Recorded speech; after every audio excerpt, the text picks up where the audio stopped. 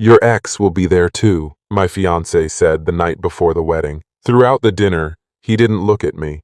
But when she said something, everyone laughed. As we were leaving, I smiled, walked up to her, and whispered, "Before we continue, don't forget to write in the comments which country you're from and how old you are.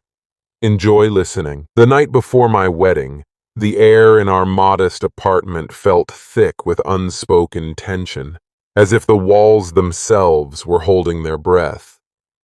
The kitchen table, cluttered with half-empty wine glasses, a crumpled stack of wedding RSVPs, and a forgotten bouquet of sample flowers from the florist, glowed faintly under the warm amber pendant light. My fiancé, Daniel, sat across from me, his fingers nervously tracing the rim of his glass, a habit I'd come to recognize as a prelude to difficult conversations. His dark hair was slightly disheveled, and his hazel eyes, usually so warm and open, seemed shadowed with hesitation. We'd spent over a year planning this wedding. Every detail, from the ivory roses that would line the aisle to the handwritten place cards in elegant calligraphy, had been chosen with care. Tomorrow was supposed to be our day, a celebration of the life we were building together. But as Daniel spoke, his words landed like a stone in still water, rippling through the fragile calm I'd been clinging to. "Your ex will be there too," he said, his voice low, almost swallowed by the hum of the refrigerator in the corner. "I didn't want to tell you earlier, but she's coming to the wedding." The world seemed to tilt. My fork, halfway to my mouth with a bite of pasta, froze in midair. My ex. Claire. Her name alone was enough to summon a torrent of memories I'd spent years burying, each one sharp and vivid, cutting through the carefully constructed walls I'd built around my heart. Claire, with her auburn hair that caught the light like a flame, her sharp wit that could disarm anyone, her effortless ability to make a room feel alive just by being in it. Claire, who had once been my everything, until she wasn't. Until the lies, the betrayal, the way she'd left me shattered without so much as a backward glance. Her absence a wound that had taken years to heal. "Why?" I asked, my voice sharper than I intended, slicing through the quiet like a blade. "Why is she invited?"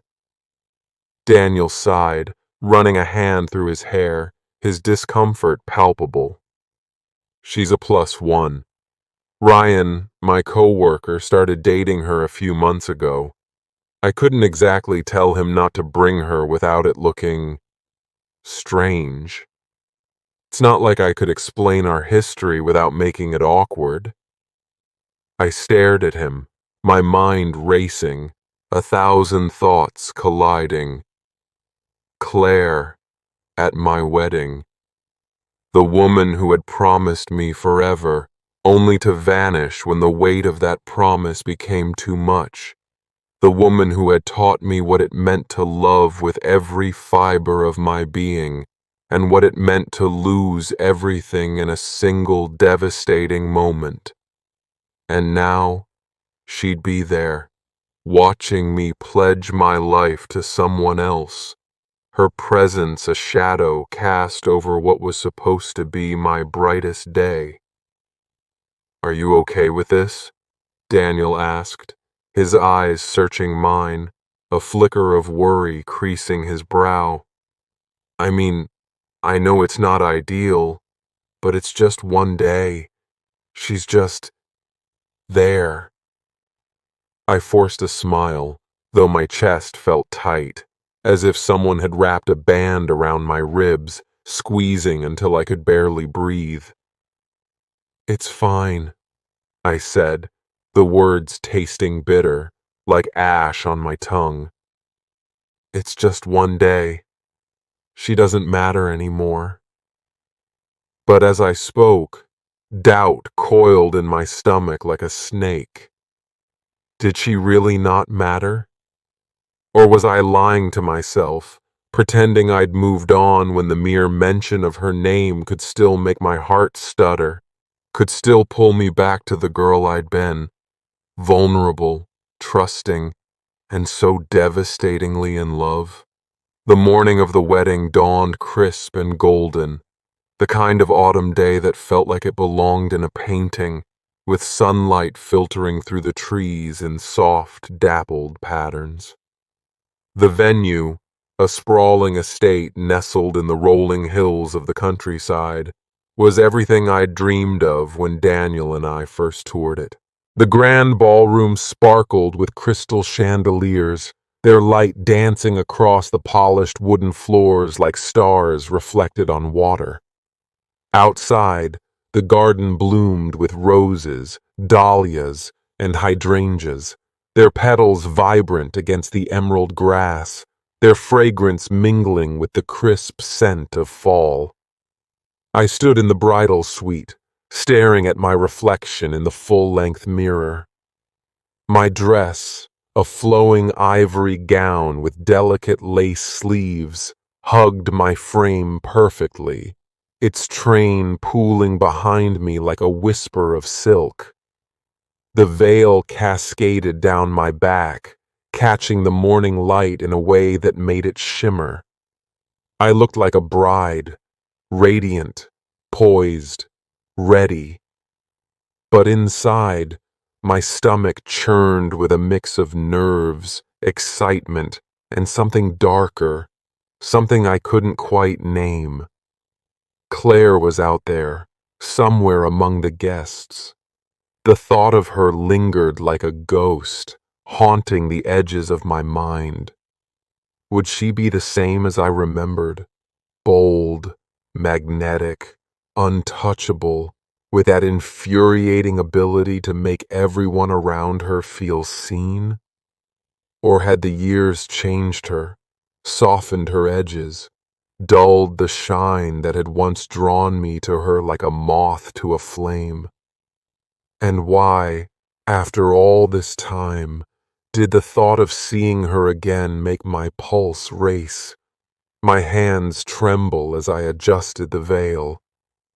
The ceremony was a blur of beauty and emotion, a moment suspended in time. Daniel stood at the altar, his navy suit impeccably tailored, his smile warm and steady as I walked toward him. The string quartet played a haunting rendition of Pachelbel's canon, the notes weaving through the air like a gentle tide. My father's arm was steady as he walked me down the aisle, his quiet pride grounding me, his whispered, "You've got this," a lifeline in the sea of faces watching me.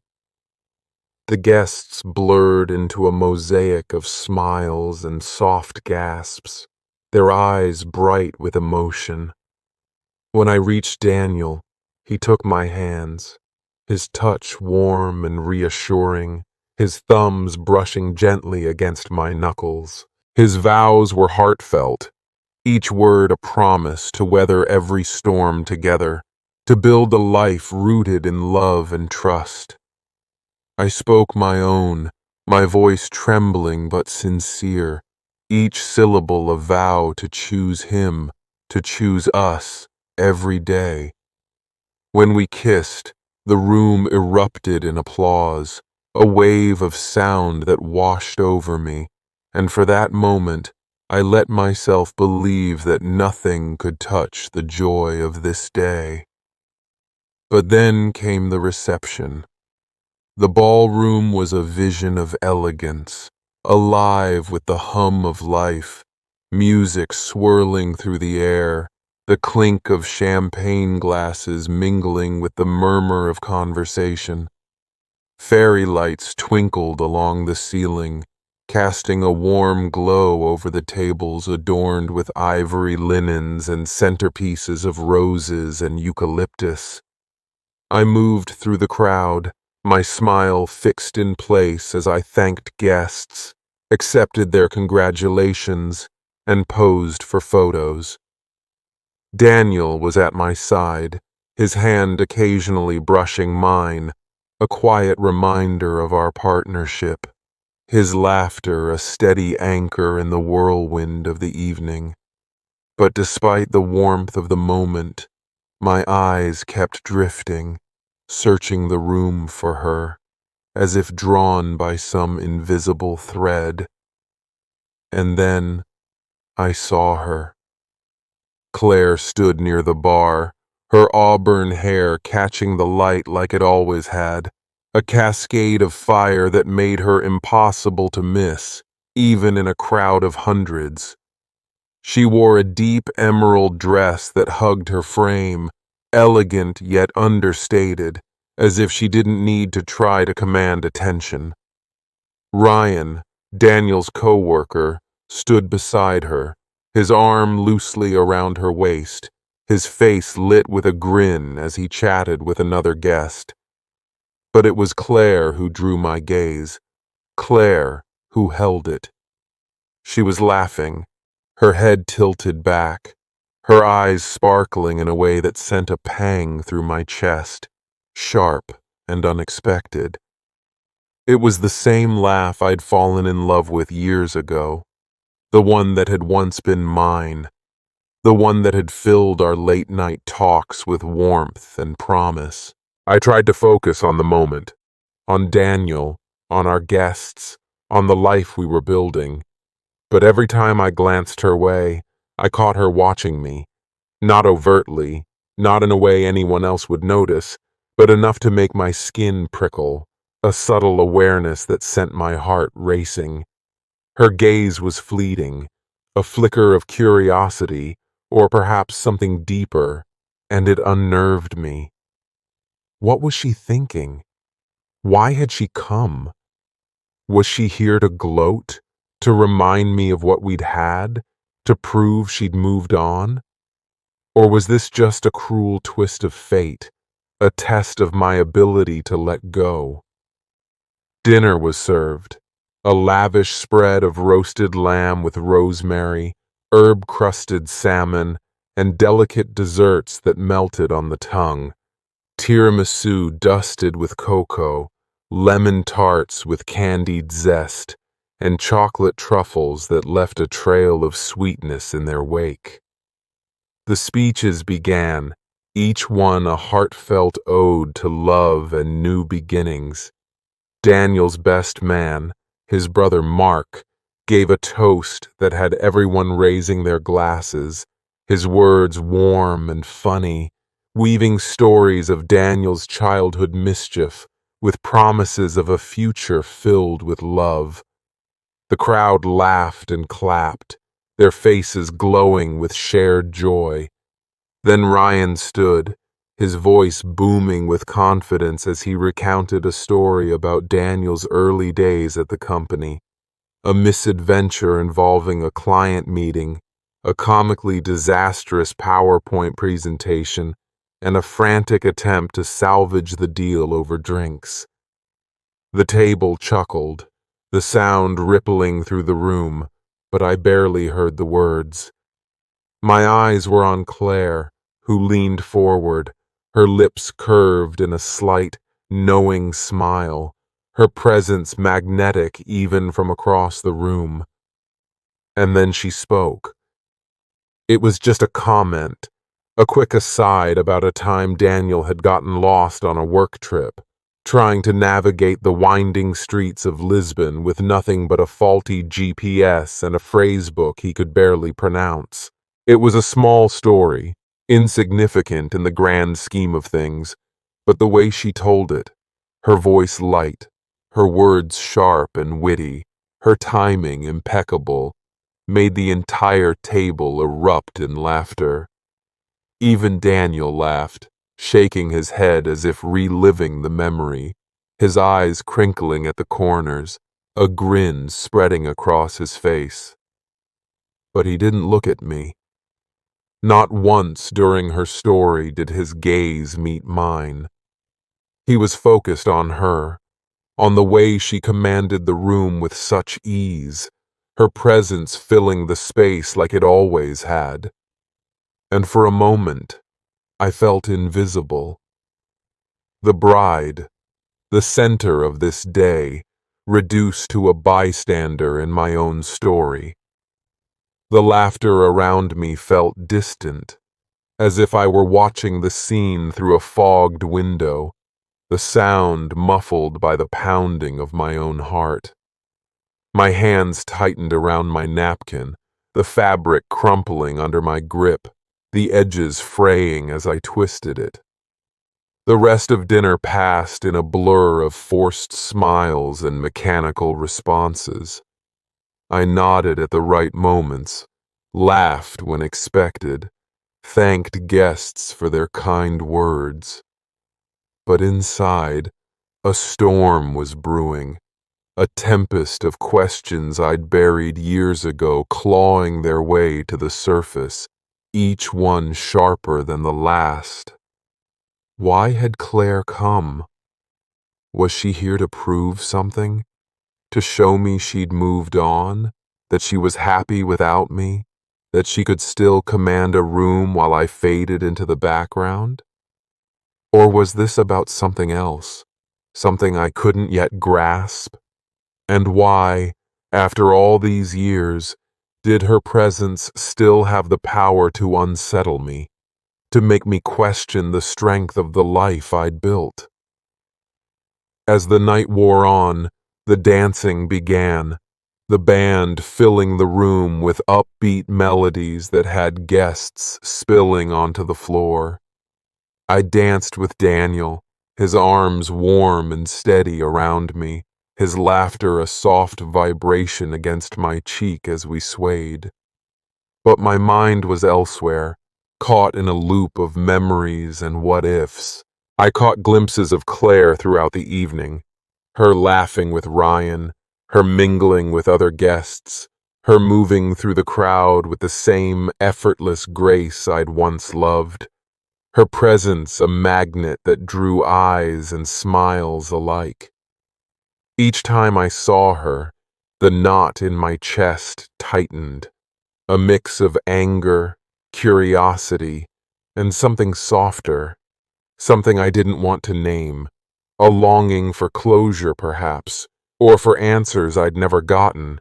I couldn't let her leave without saying something. I needed to confront her, to demand answers for the pain she'd left in her wake, to understand why she was here, why she still had the power to make me feel like the girl I'd been all those years ago, lost, broken, searching for something she couldn't give. The need for closure burned in my chest, a fire I couldn't ignore. As the night wound down and guests began to drift toward the exits, their laughter fading into the cool night air, I spotted her in the garden, standing alone for a moment near a trellis draped with fairy lights.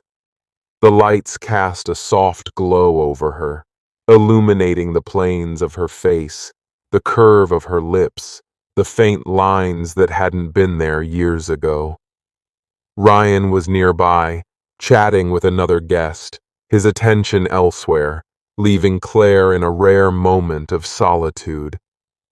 My heart pounded as I approached, my heels sinking slightly into the soft grass, the cool night air brushing against my skin, raising goosebumps along my arms.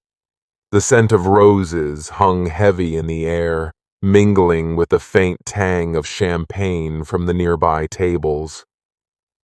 "Claire," I said, my voice steady despite the chaos inside me, the word carrying more weight than I'd intended.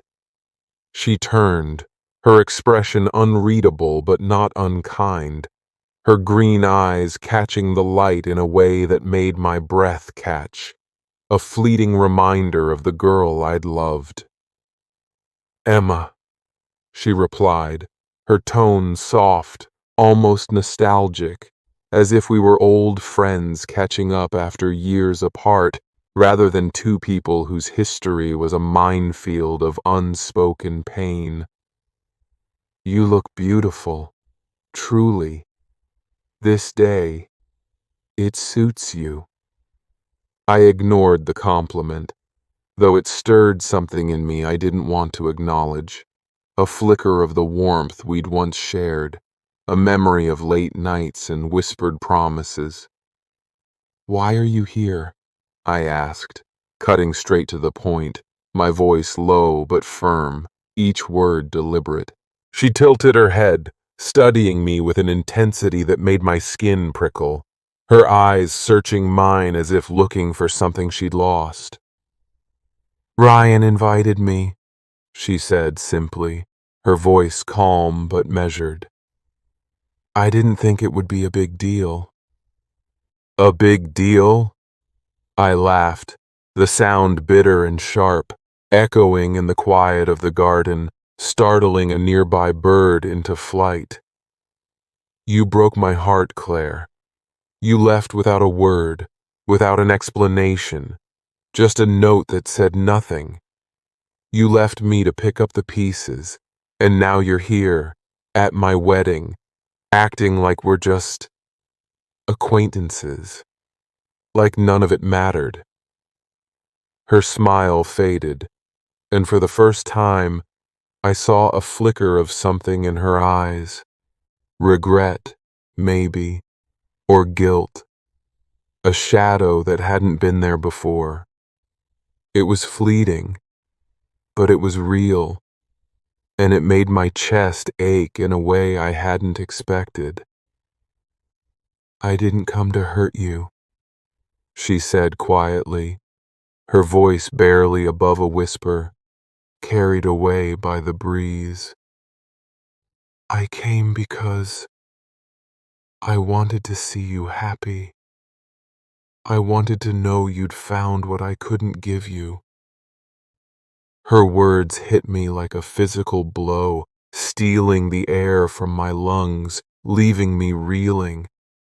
I wanted to scream, to demand answers for the nights I'd spent crying, for the months I'd spent piecing myself back together, for the years it took to trust again, to believe I was worthy of love. I wanted to ask why she'd left, why she'd chosen to walk away instead of fight for us, why she'd let me believe it was my fault. But instead, I took a step closer, my voice dropping to a whisper, the words trembling with the weight of everything I'd carried for so long. You don't get to decide what makes me happy, I said, my eyes locked on hers, my voice steady despite the storm inside me. You don't get to show up and act like you're part of this story anymore. You lost that right when you walked away, when you left me with nothing but questions and a broken heart. Her eyes glistened, a sheen of unshed tears catching the light, but she didn't look away. I know, she whispered back, her voice breaking slightly, a crack in the armor she'd always worn so effortlessly. And I'm sorry, Emma. I'm so sorry. I was young. I was scared. I didn't know how to be what you needed. I thought leaving was the kindest thing I could do. For a moment, we stood there, the weight of our shared history hanging between us like a tangible thing, heavy and unyielding. The garden was quiet, save for the distant hum of music from the ballroom, the soft rustle of leaves in the breeze, the faint chirp of crickets hidden in the grass. I wanted to hate her, to hold on to the anger that had fueled me for so long, to let it burn until there was nothing left but ash. But standing there, in the soft glow of the fairy lights, I realized something. I didn't need her apology. I didn't need her to understand. I had Daniel. I had this day, and I had myself, a version of me that was stronger, wiser, more whole than the one she'd left behind. I smiled, a real smile this time, one that felt like a release, like letting go of a weight I'd carried for too long. "Enjoy the rest of the night," I said, my voice calm but final, each word a step toward freedom. "And don't come back." I turned and walked away, the grass soft under my feet, the night air cool against my flushed cheeks, the scent of roses lingering in my wake. As I rejoined Daniel on the dance floor, his arms wrapping around me, his warmth grounding me, I felt lighter than I had all day. Claire was a ghost from my past, a shadow I'd carried for too long, but she no longer had power over me. This, Daniel, our love, our future, was my present, my truth, my home, and I wasn't going to let her dim its light. The music swelled, a slow, soulful melody that seemed to wrap around us like a cocoon. I leaned into Daniel, my head resting against his chest, the steady rhythm of his heartbeat a reminder of everything we'd built together. "I love you," I whispered, my voice soft but sure. He smiled, his eyes finally meeting mine, warm and steady, filled with a love that needed no words. "I love you too," he murmured, his lips brushing my forehead. And in that moment, I knew I'd made the right choice, not just in marrying him, but in letting go of the past, in choosing to step fully into the life we were creating. Claire could have her laughter, her charm, her fleeting moments in the spotlight. She could have her new life, her new love, her new story. But this life, this love, this moment, it was mine, and I would not let it slip away. The story of that day, though confined to a single emotionally charged span of hours, had roots that stretched back years, to a time when Emma and Claire were inseparable, two souls intertwined in the chaos of youth.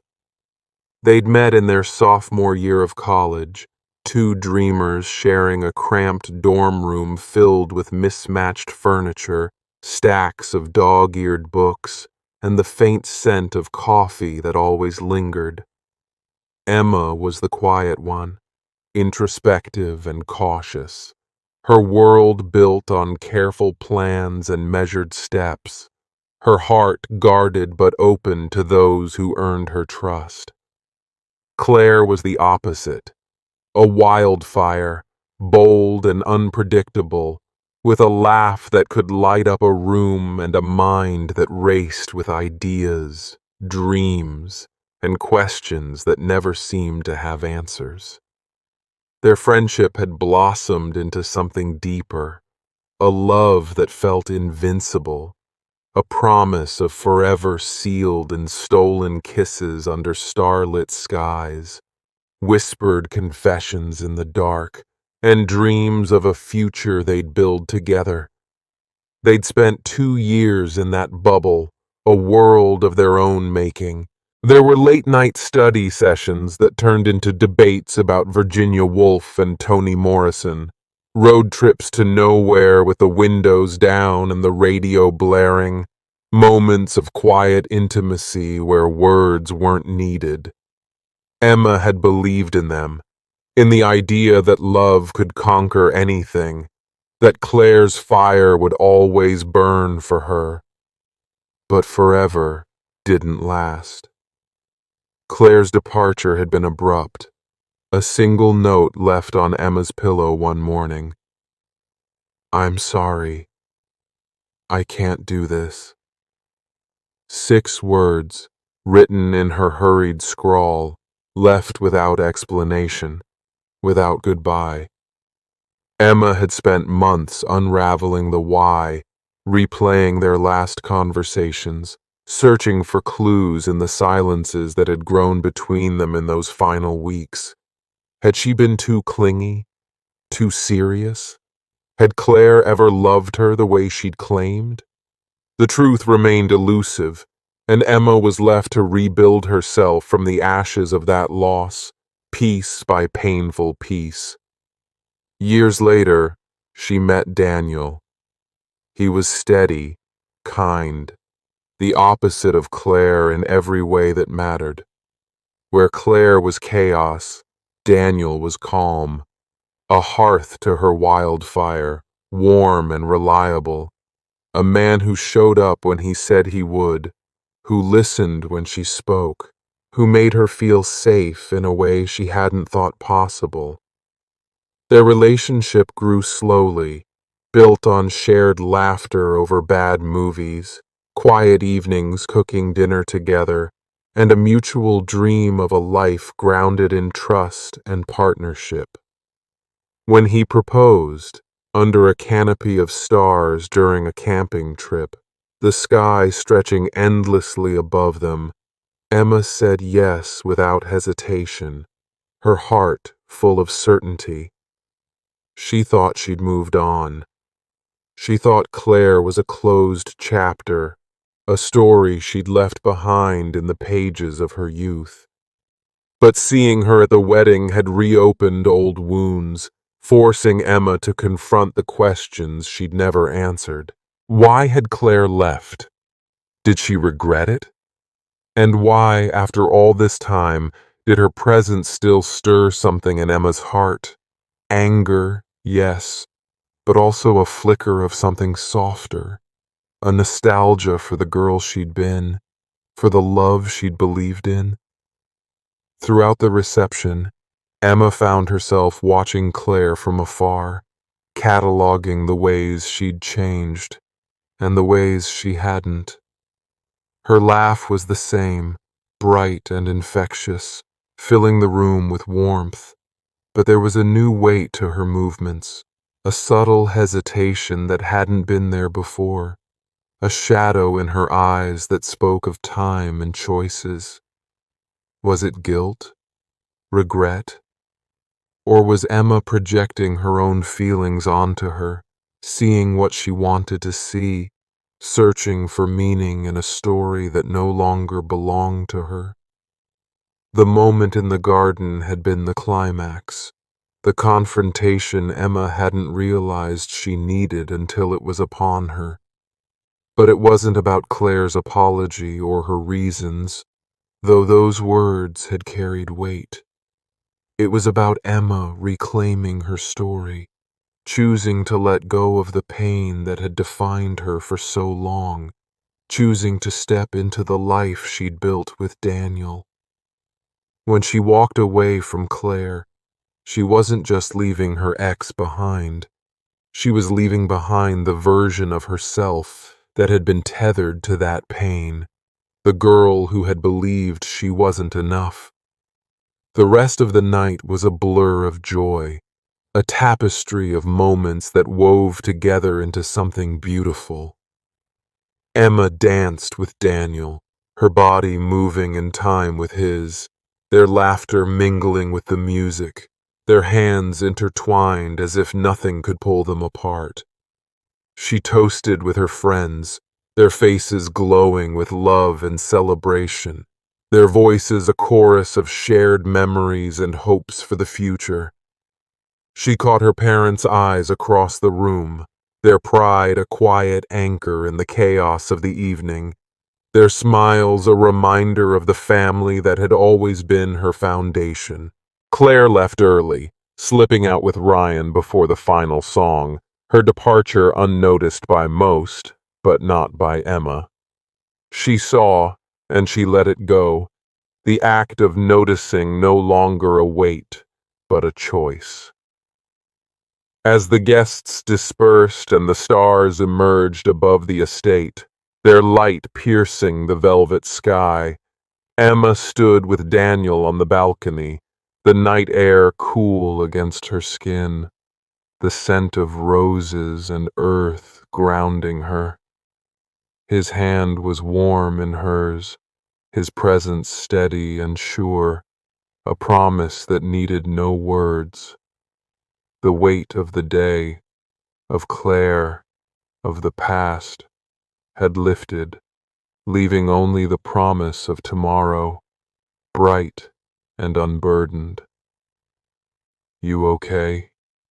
Daniel asked, his voice soft, his thumb brushing gently against her hand, a gesture so familiar it felt like home. "More than okay," Emma replied, leaning into him, her heart full, her voice steady. "I'm home."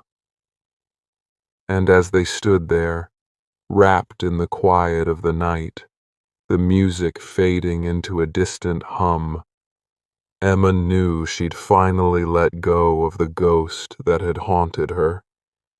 The wedding wasn't just the start of her life with Daniel, it was the end of her story with Claire, a closing of a chapter that had shaped her but no longer defined her. And that, she realized, was the greatest gift of all.